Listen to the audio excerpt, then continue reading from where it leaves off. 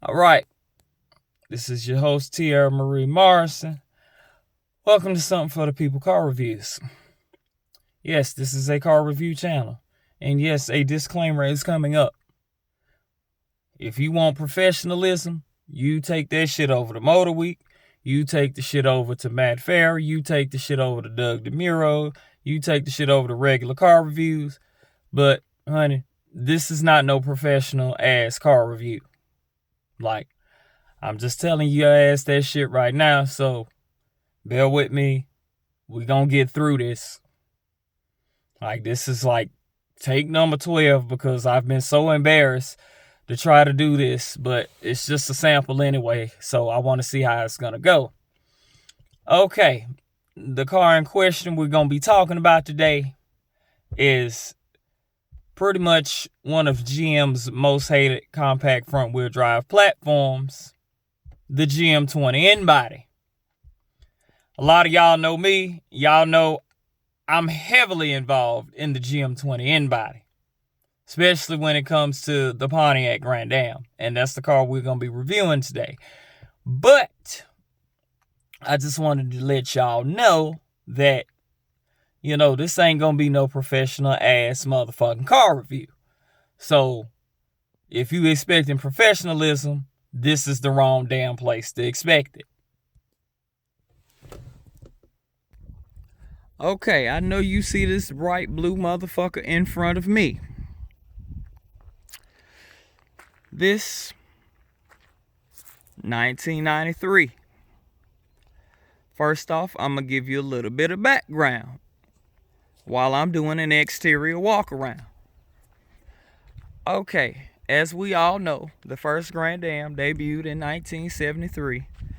It was on the A-body platform, the GM A-body platform, before it was downsized in 1977. By 78, the second gen came. Once the second gen came, that lasted all of, 3 years? 78, 79, 80. And then that's when GM and all their famous glory decided to say, well, let's shut that down because we're going to have to rename the A-body platform, the rear-wheel drive A-body platform, into the rear-wheel drive G-body platform. Now, as far as the G-body platform goes, that was pretty much, we know it was the Monte Carlo and the Grand Prix and the Cutlass and all those famous, popular G-bodies that everybody likes. Okay, so from 81 to 85, GM was converting to front-wheel drive, So 85 comes, and they're like, okay, we need something to replace the G-body, which is going to be the GM20 N-body. But that didn't warm up too well with GM's customers and shit, because GM's customers was mad as fuck that they were trying to replace the aging G-body with this abomination of a front-wheel drive platform. So GM decided, okay, well, we're just going to release the Grand Am Coupe, the Skylark, Somerset Coupe, and the Calais Coupe for 85. And for 86, we're just going to release the sedans and make it replace the X-body, the front-wheel drive X-body, because the front-wheel drive X-body was bad. Okay? It was bad as fuck. It wasn't terrible, but, it was still bad as fuck. Okay, fast forward to 1992, because obviously the 85 to 91 Grand Ams made a splash over their counterparts, the Skylark, Somerset, and the Calais. Fast forward to 92, and you get this body style, which is the 4th gen Grand Am.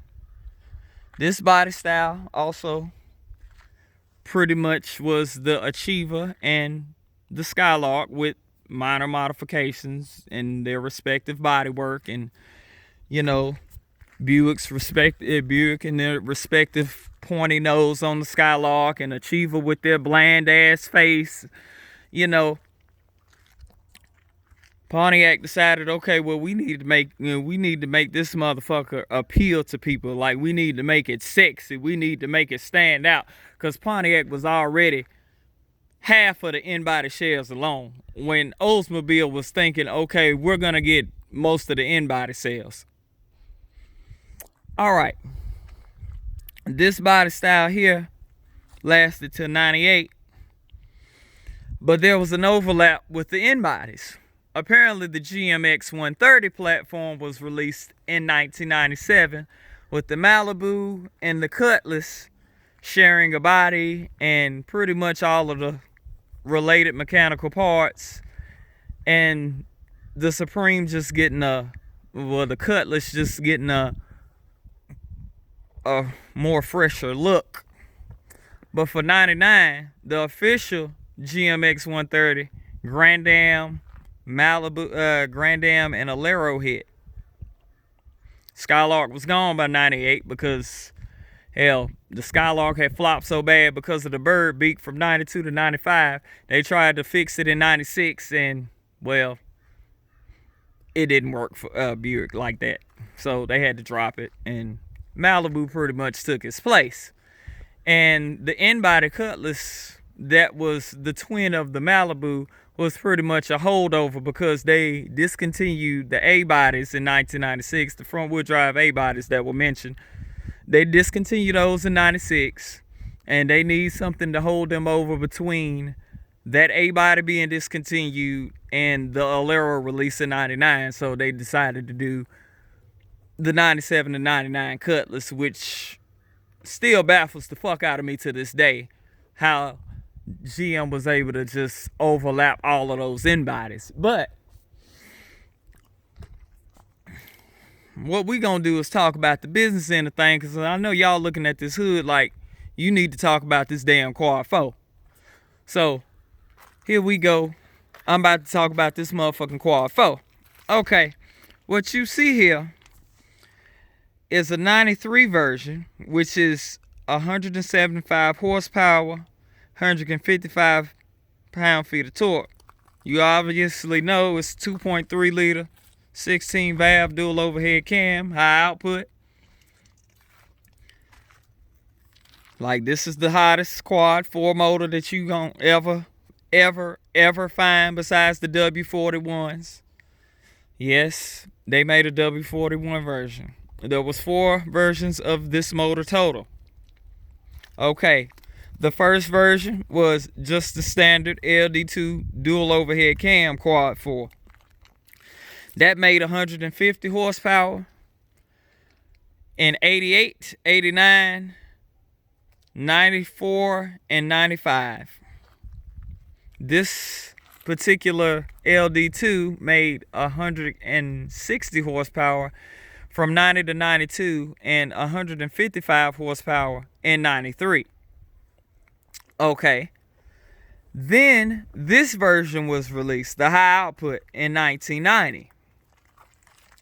This one made 180 horsepower from 1990 to 1992, 175 horsepower in 93, which this version is, and 170 horsepower in 1994. Okay. That code name was LG0, VIN A, and the LD2 was VIN D.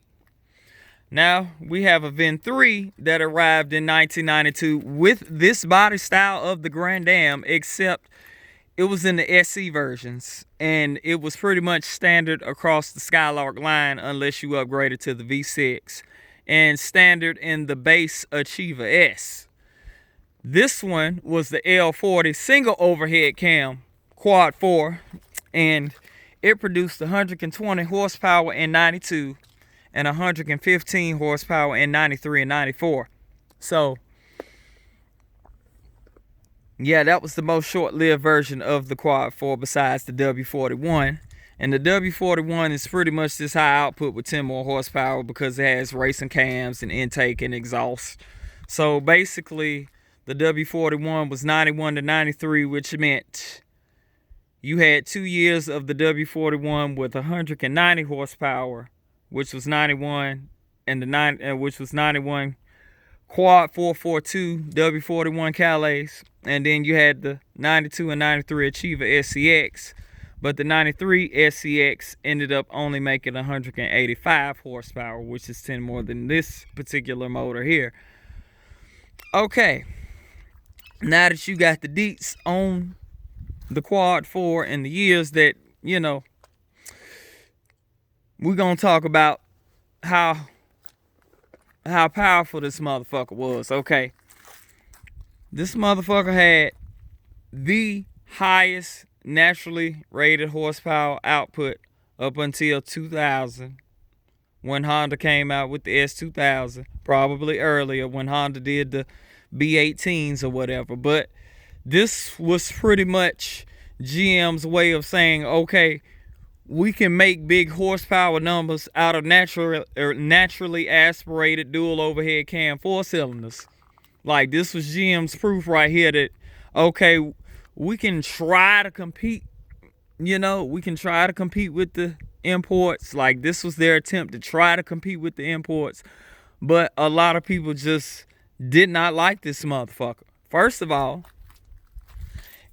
everybody hates this quad 4 because it blows head gaskets. Like, they keep saying that, you know, all of these blue head gaskets, all of these, you know, love to eat heads, and I mean, which is pretty much normal for just about any of these little high compression motors. A lot of these high compression motors love to eat head gaskets, in which I don't see the problem with. But a lot of people complained about the head gasket. And then on the later versions of this quad 4, which the LD2 ended up becoming the LD9 2.4 twin cam in 96, had timing chain issues. Yes, timing chain. This is a timing chain. This ain't no timing belt up under here. Basically, what you'd see is there will be timing guide tensioners to guide the timing chains, and they're plastic, and they would just snap off.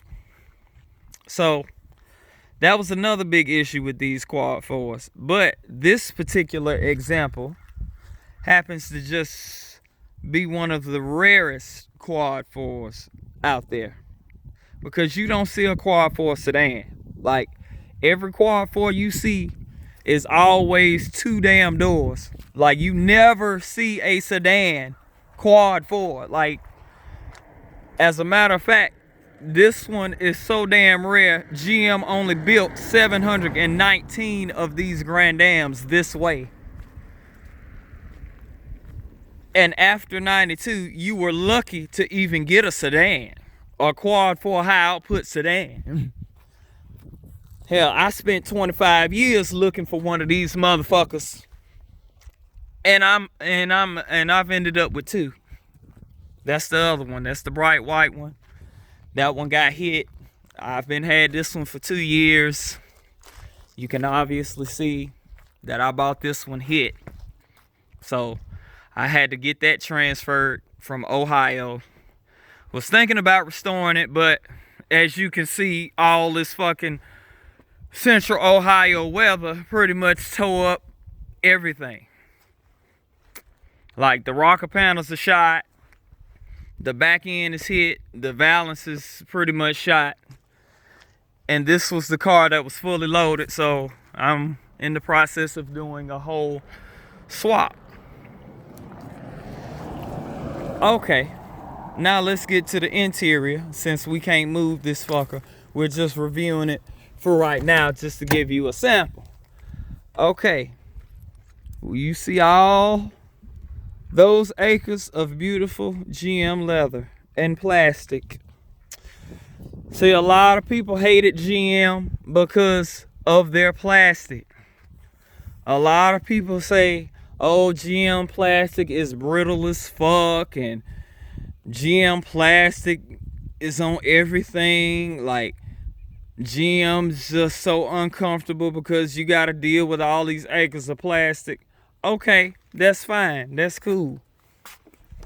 we see all this plastic. That's fine. But at the same time, GM didn't want to overdo it because they knew that if they overdid it with this car, then they were going to have to cut back a little bit more with what they wanted to do with this car. So, yes, I'm taking you through all these acres of fucked up GM plastic because y'all love to say GM has these little Tupperware interiors. Like, y'all love that shit. I don't get it. Like, I understand that, you know, GM like to use acres of fucking plastic, but like, they not the only automakers that used all this damn plastic in their interiors. Like, y'all got to cut GM some slack now. Because GM was trying their damnedest. But, as you can see, you get a full set of gauges with the GT. This is standard equipment GT. Literally standard equipment GT. The leather isn't. The leather is optional. And so is this AM/FM cassette with an equalizer. That's optional. The rear defrost is optional. But the main thing was GM in 1990 pretty much made the 5-speed manual standard. I know you see the 3 pedals in the little shifter. GM not only made these 3 pedals standard in 1990, but they made this particular motor right here standard in 1990 for the Grand Am SEs from 90 and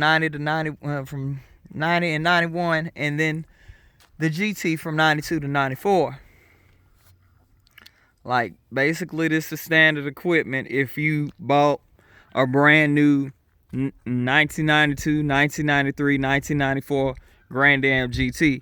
Like, this would be your standard GT. But it wouldn't have all the power amenities that this one has. It would have pretty much crank windows and, you know, a basic AM/FM cassette. It would have the air conditioning, but no rear defrost.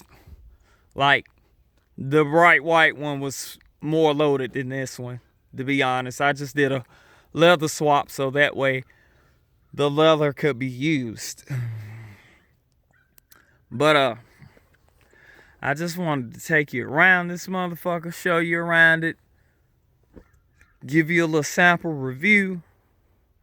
Like, I would drive it, but I can't drive it because the clutch is fucked up. Like, I already drove it 600 miles home, Philadelphia to Asheville. It served me very well, but literally the next day the damn clutch died. You got to remember, it is a 26-year-old GM in-body with about 140,000 miles. Or else this review would be more in depth of me driving it and, you know, telling you about how fun it is to drive. Like,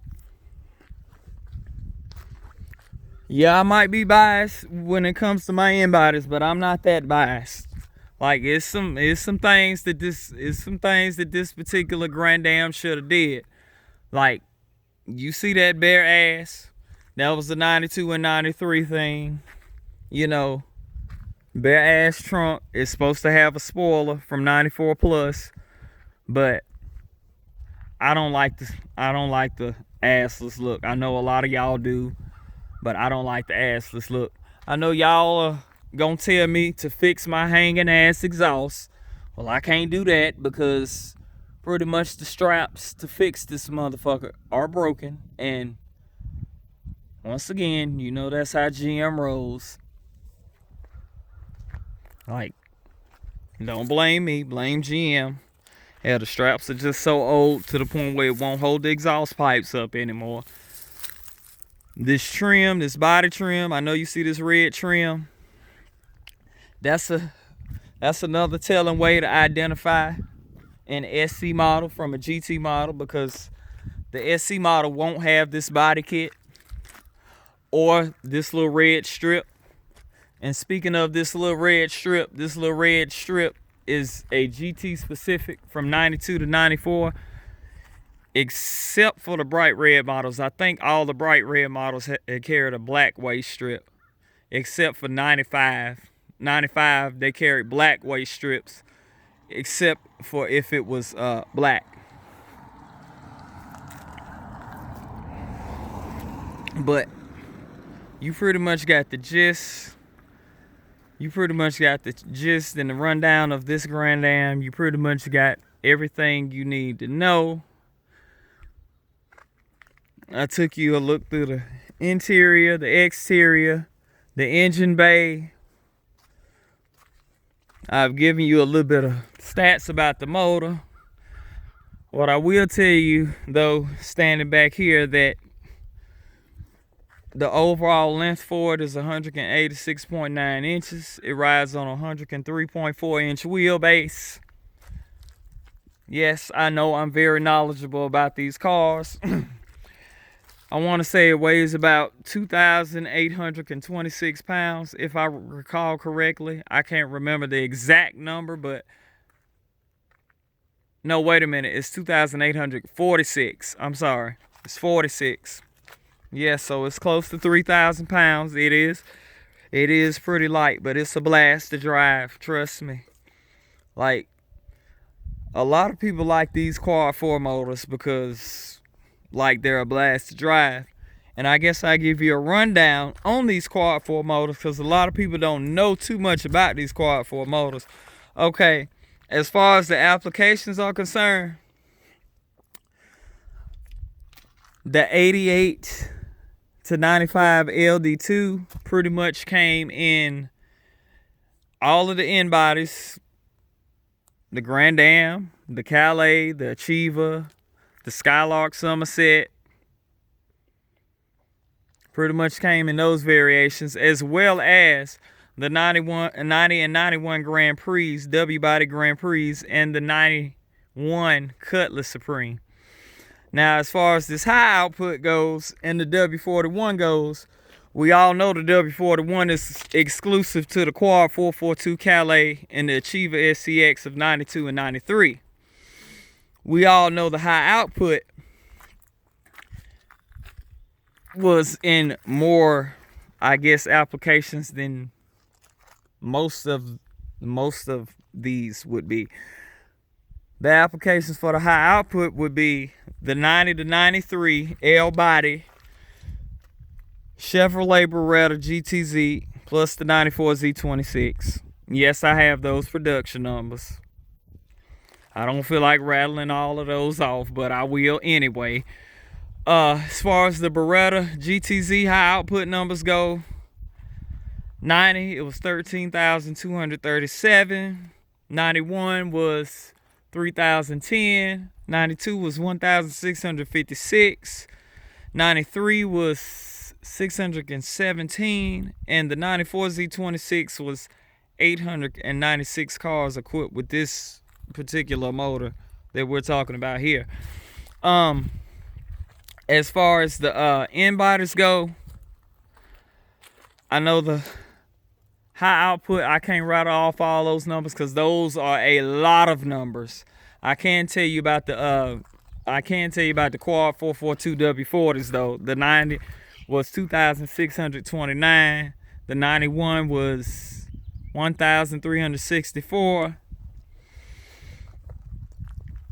I can't remember offhand the 92 or the 93 Achiever SC numbers, but I do know by 94 it dwindled all the way down to a staggering 148 Achiever SC coupes in 94 with this Quad 4 high output. I get to your numbers later on. As far as the Grand Ams are concerned, I know it was like, I want to say 2,037 coupes in 92, or was that 93? Might have been 92 that was 2,037 coupes, but it was 505 apiece sedans for 92 and 94. I do know those offhand. 719 of these Grand Am sedans for 93. I know it's 2,738 94 Grand Am coupes. How I put coupes, GT coupes, this body style. I can't remember what it was for 93. I want to say it was 3,442 93 Grand Am GT high output coupes. As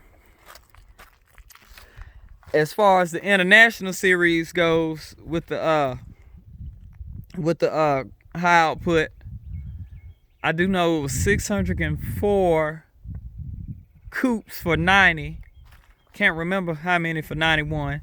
It was 179 sedans for 90, 58 sedans in 91. Y'all bear with me because I'm trying to rattle all these numbers off in my head like I haven't studied all these numbers, but I'm pretty knowledgeable with these numbers. Like I said, I'll get back to y'all with these numbers because, like I said, I'm pretty much just trying to do this as a sample, but we're gonna just, you know, pretty much leave it at that because I don't feel like trying to rattle off no more numbers with this quad 4. Like, I'm gonna probably give you like one more tour of the car. As you can see, I'm just hovering around. Probably just gonna give you one more tour of the car. All right, and here she is all open up so you guys can pretty much see what she looks like all open up. A fun fact about these rear doors, Pontiac decided that they wanted to design the rear in-body doors to open up at a staggering 90-degree angle, so that way it makes it easier for the rear seat passengers to get in and out of the vehicle. As you can see, the front doors open at a normal, I guess, 72-degree angle. But as you can see, the rear doors open up a little bit wider to allow passengers to get out, in and out easier. Yes, this is her all open up. Good bit of trunk space back here. Got your nice low lift over, even though it's higher than most people would intend a lift over to be. It's pretty decent. It works for me. But I'm just glad y'all took time to sit down and watch me rattle off all this shit about these cars, because I'm just trying to pretty much be as informative as I can about these fuckers. And I'm trying to pretty much, I guess, get you guys to understand my whole gist of what I'm doing here. Like I said, this is a sample video, and I will be uploading this just as a sample, just to give you guys an idea of what's going on here. Like, I just wanted you guys to pretty much know who she is and know about her, so that way I could teach you about her. But I know y'all looking at this little bright yellow ash Geo Storm behind me, or in my driveway. This little bright motherfucker might have a review coming pretty damn soon. I don't know. Like I said, this is just a sample review. Y'all see me with my little busted ass windows. Well, they ain't busted.